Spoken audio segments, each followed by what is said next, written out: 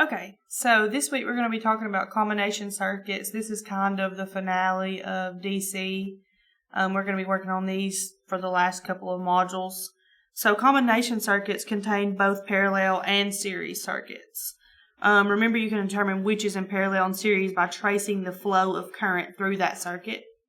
So series circuits have only one path for current flow, where parallel circuits have more than one path for current flow. So if you trace the current path, you can see that R1 is in series with the whole circuit, but that R2 and R3 are in parallel. So the current is split between those two resistors. A few little side notes, reminders. Parallel, the voltage across any branch is the same as the applied voltage. Voltage stays the same, current differs. In series, current stays the same, but voltage differs. So, look at this one. And we're trying to see which resistors are in series and which are in parallel. So, you can see that R1 and R2 are in series and R3 and R4 are in series with each other, but they're collectively in parallel with the other set. So, you would have to look at this as R1 and R2 in series as a set, and R3 and R4 is in series in a set, but they are also in parallel.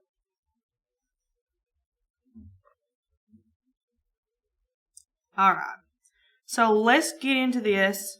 The best way to learn is just by practice. So we're going to find the total resistance of our circuit here. So for our resistor 1, we have 325. And for resistor 2, we have 275.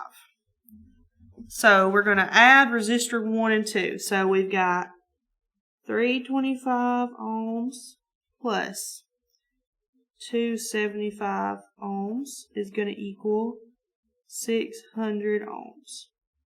And now we got R3 and R4. We're going to say 150 ohms plus 250 ohms is going to equal 400 ohms. Okay, so now we got to take the reciprocal of the reciprocal, of the sum of the reciprocals. So what we would do is we're going to say 1 over. And we're doing this because we added those resistances because they are in series, but now we have to find the parallel part. So we could add them because they're in series, but now we have to do the reciprocal. So we have 1 over 600 plus 1 over 400. And always put your units so that way you don't get confused, because it's easy to get caught up and get confused when you're doing these. So, let's see. 1 divided by 600 is 0.001667. Alright, so that is 1 divided by 600 plus 1 divided by 400 is 0.0025. Okay, so now we have to add those together and then divide 1 by that again. So we have 0.0025 plus 0.001667.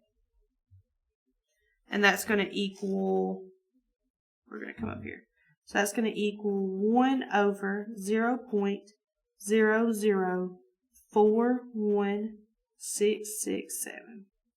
So now if we just divide 1 divided by 0.004167, we're going to get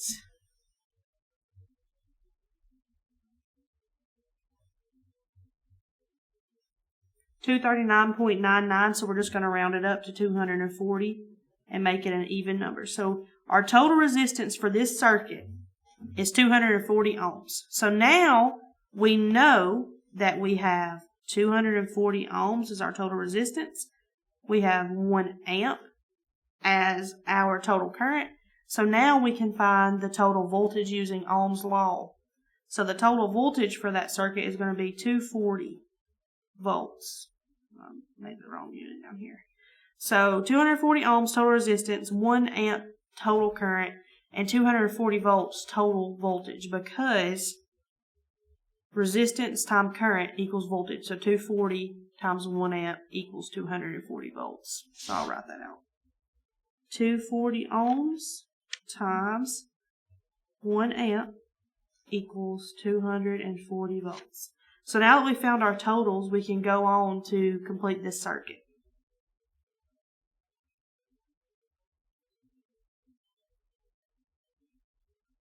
Okay. So let's find current now. Alright, so we know our totals there. And we know using Ohm law, that's how we got our totals. So we're going to find the current. So we know that one of the rules for parallel circuits is that voltage is the same across each branch of that circuit. So for that reason, the voltage across R1 and R2 and R3 and R4 are the same. So that way we know the voltage drop in the resistance. We can use Ohm's law to find the current. So if we say 240 volts divided by, remember these first two resistors, R1 and R2, they equaled 600, right? Because they are in series. So divided by 600 ohms. And that is going to equal 0.4 amps. Okay? But that's only for R1 and R2 because they're in series, so current stays the same. So 0.4 is going to be for R1 and R2. Now we have to find the current for R3 and also for R4. So 240 divided by 400. And I keep forgetting to put my units, and that's how you get messed up. So 240 volts divided by 400 ohms. So we know that voltage divided by resistance equals current. So 240 divided by 400 is 0.6 amps. So we know we got 0.6 amps going through R3 and R4. And we've got 0.4 amps going through R1 and R2. So now that we found current, we're going to find voltage. So we know we have 4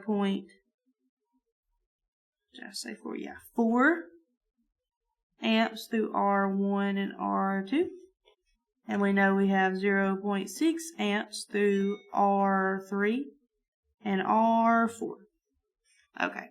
Because that stays the same, because once again in a series circuit, the current stays the same. Alright, so to find this voltage, all we're going to have to do is we're going to take the current that we know that's going through there and multiply it times the resistance per resistor. So that's going to give us our voltage drop. So if we can recall that R1 has 325 ohm resistor and R2 is a 275 ohm resistor. R3 is a 150 ohm resistor and R4 is a 250 ohm resistor. So now all we have to do is multiply those together. So if we take 0.4 amps times 325 ohms, that's going to equal 130 volts for resistor 1. So resistor 1, 130 volts. Resistor 2. Now all we have to do is we're going to take 0.4 amps times 275. And that is going to give us 110 volts for R3. we're going to do 0.6 amps times 150 ohms. And that is going to give us 90 volts. And for resistor 4, we're going to take 0.6 amps times 250 ohms. And that is going to give us 150 volts. So, we have completed this circuit, and we've used Ohm's law to do it. So if you'll realize that in this circuit that it equals 1 amp, and 0.4 and 0.6 amps is going to equal 1 amp, right? Because they're in series.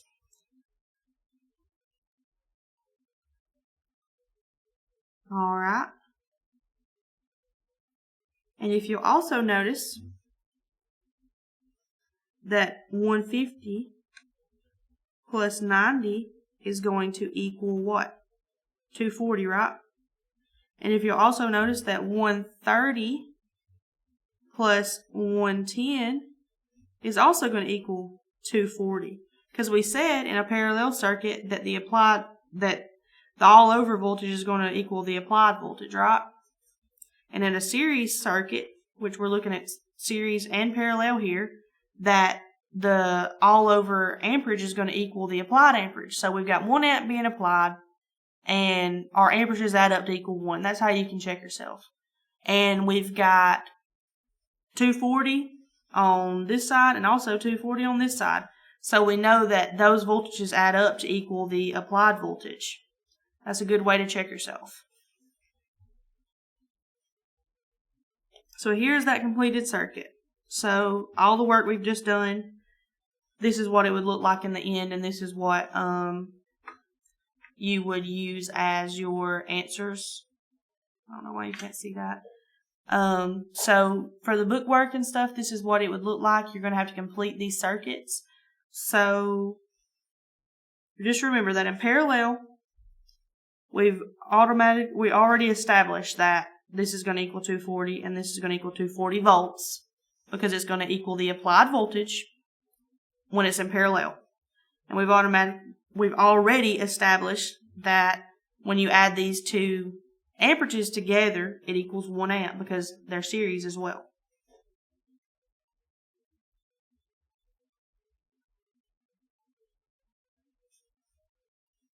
Alright, a little summary here. So just remember your Ohm's law.